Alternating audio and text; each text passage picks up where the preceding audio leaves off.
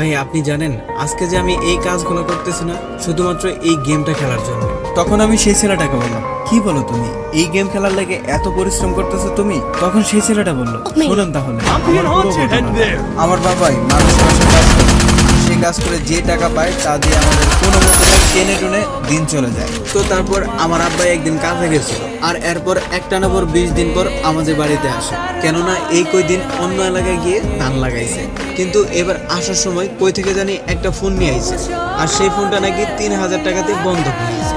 আমার আব্বাই তো ফোন বেশি একটা চালাইতে পারতো না, মূর্খ মানুষ, লেখাপড়া করে নাই, তাই মোবাইল সম্পর্কে বেশি একটা জানে না, তাই ফোন বেশিরভাগ সময় বাড়িতেই রাইখে দিত। আর তারপর হঠাৎ করে একদিন আমার একটা ফুফাতো ভাই এসে আমাদের বাড়িতে বেড়াইতে, আর আমার ফুফাতো ভাই ফ্রি ফায়ার খেলতে। আর সেদিনও আমাদের বাড়িতে এসে ফ্রি ফায়ার গেমটা খেলতেছিল। আর তারপর সেই গেমটা খেলা দেখে আমার অনেক ভালো লাগে। আর তারপর আমি ফুফাতো ভাইকে বলি, আমার একটু গেমটা খেলতে দিবা?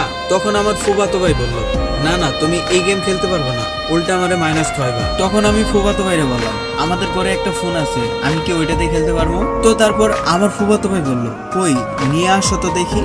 তো তারপর আমি সেই ফোনটা নিয়ে আসি, যেটা কিনা আমার আব্বু বন্ধক রাখছিল। তারপর আমার হাতের ফোনটা দেখে বলল, হ্যাঁ এটা দিয়ে খেলা যাবে। আর তারপরে আমার ফুফাতো ভাই তার ফোনে থেকে হটস্পট দিয়ে আমাকে গেমটা ডাউনলোড করে দেয়। আমি সেদিন আমার জীবনের সর্বপ্রথম ফ্রি ফায়ার গেমটা খেলছিলাম। সেদিন আমি গেমের ভিতরে একটা এনিমিও মারতে পারি নাই, কিন্তু আমি গেম খেলে অনেক মজা পেয়েছিলাম। আর তারপরে থেকে আস্তে আস্তে আমি সেই ফোনে গেম খেলা শুরু করে দিই, আর এরপরে থেকে আস্তে আস্তে এনিমিকে মারতে পারি, গেম খেলতে ভালো লাগে। আমি কিন্তু রেগুলার স্কুলে যাই ভাই, আমি কিন্তু স্কুল মিস দিয়ে গেম খেলি না। সারাদিন স্কুলে থাকতাম, স্কুল থেকে আইসা বাইরে পোলাবানের সাথে মোবাইল নিয়ে গেম খেলতাম ফ্রি ফায়ার। তো এভাবে সেই ফোন দিয়ে 4-5 মাস খেলার পর হঠাৎ করে সেই লোকটা আসে যে কিনা আমার আব্বুর কাছে ফোনটা বন্ধক রেখেছিল, এবং আমার আব্বুর কাছে টাকা ফেরত দিয়ে ফোনটা নিয়ে নেই। আর ফোনটা ফেরত নেওয়ার পর থেকে আমি আর কখনো ফ্রি ফায়ার গেমটা খেলতে পারি না। আমাদের এলাকায় অনেক পোলাপান আছে যারা কিনা ফ্রি ফায়ার খেলে বিকালবেলা। আমি তাদেরকে অনেকবার বলছিলাম আমার এক ম্যাচ খেলতে দাও, কিন্তু কেউ আমারে খেলতে দেয় না। তাই আমি নিয়ত করি আমি নিজেই একটা ফোন কিনবো।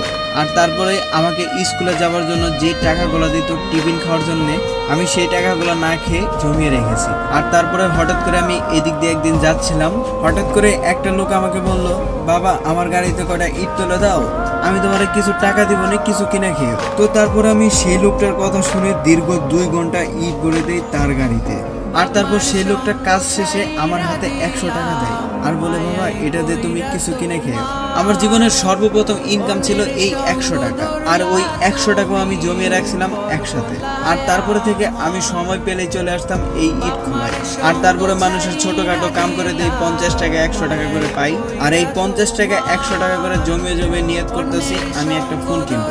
আর এবার আমার স্কুল 1 সপ্তাহ বন্ধ দিছে, তাই আমি ভাবছি এই 1 সপ্তাহ আমি এই জায়গায় কাজ করব। আর আমি যেহেতু আগে থেকে এখানে একটু একটু কাজ করতাম, তাই আমাকে সরকারও বেশি কিছু না জিজ্ঞেস করে কাজ দিয়ে দেয়। আর এগুলো শোনার পর আমি তো কিছু সময়ের জন্য অবাক হয়ে গেলাম, কি বলে ছেলেটা, একটা গেম খেলার জন্য এত কষ্ট করতে পারে ছেলে? তো তারপর আমি সেই ছেলেটাকে বললাম, তাহলে কত টাকা হলো তোমার ফোন কেনার জন্য? তখন সেই ছেলেটা বলল, ভাই সব মিলিয়ে 4-5 হাজার টাকার মতো হবে। তখন আমি সেই ছেলেটাকে বললাম, বাহ অনেক টাকা ম্যানেজ করে ফেলছো। তারপর আমি বললাম, এই টাকা ম্যানেজ করতে তোমার কতদিন সময় লাগছে? তখন সেই ছেলেটা বলল, ভাই 2-3 মাস তো লাগছেই। তারপর আমি বললাম, তাহলে আর তোমার কত টাকা লাগে ফোন কেনার জন্য? ভাই 5,000 টাকার মতো আছে, আর 3,000 টাকা হইলে 8,000 টাকা দিয়ে একটা ফোন কিনে ফেলবো। তখন আমি সেই ছেলেটাকে বললাম, তোমার বাকি 3,000 টাকা ম্যানেজ করতে কতদিন সময় লাগবে? তখন সেই ছেলেটা বলল, ভাই যদি স্কুল খুলে দেয় তাহলে 1-1.5 মাস তো সময় লাগবেই। তো তারপর সেই ছেলেটাকে আমি বললাম, ধরো তোমার 3,000 টাকা একদিনে ম্যানেজ হয়ে গেল, তাহলে এখন তুমি কি করবো বলো? তখন সেই ছেলেটা বলল, ভাই আমি খুশিতে নাচুন। তখন আমি সেই ছেলেটাকে বললাম, তাহলে তুমি নাচো। তখন সেই ছেলেটা বলল, ভাই আমি তো টাকা পাই নাই, নাচিমু কেন? তারপর আমি সেই ছেলেটাকে বললাম, তুমি যদি নাচো তাহলে আমি তোমার টাকা দেব। আর সেদিন আমি দেখেছিলাম সেই ছোট্ট ছেলের হাসিটা, যে হাসিটা মনে হয় না যে লাখ টাকা দিয়ে কিনা যায়। জানি না আজকের এই ভিডিওটা তোমাদের কেমন লাগলো, কিন্তু যদি তুমি গেম প্রেমী হয়ে থাকো তাহলে এই ভিডিওটি তোমার মনে একটু না একটু হলেও জায়গা করে নিবে। আর কে কে তোমরা এই অবধি ভিডিওটা দেখেছো অবশ্যই কমেন্ট বক্সে লিখে যাবে OPP, তাহলে আমি বুঝতে পারবো তোমরা এই পর্যন্ত ভিডিওটি দেখেছো। আর গাইস আমাদের চ্যানেলে ভিডিওগুলো অনেকে চুরি করে তাদের নিজের চ্যানেলে আপলোড দিতেছে। যদি আমার এই চ্যানেল বাদে অন্য কোনো জায়গায় ভিডিওগুলো দেখে থাকো অবশ্যই সেই ভিডিওতে রিপোর্ট মেরে দিয়ে আসবা। আর আমার নামে কিন্তু ফেক ইউটিউব চ্যানেলও বানাইতে পারে, সেটা থেকেও বিরত থাকবা।